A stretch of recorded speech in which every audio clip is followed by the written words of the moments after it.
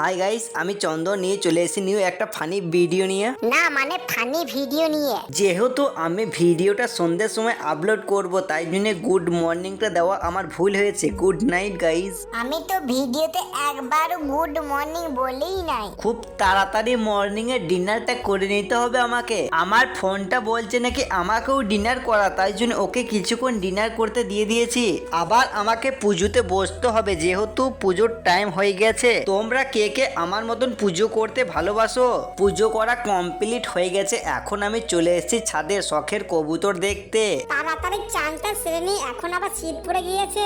আমি এখন পুজো করতে বসে পড়েছি। আর আজকে পুজোর থালিতে কি কি আছে দেখাচ্ছি আজকে।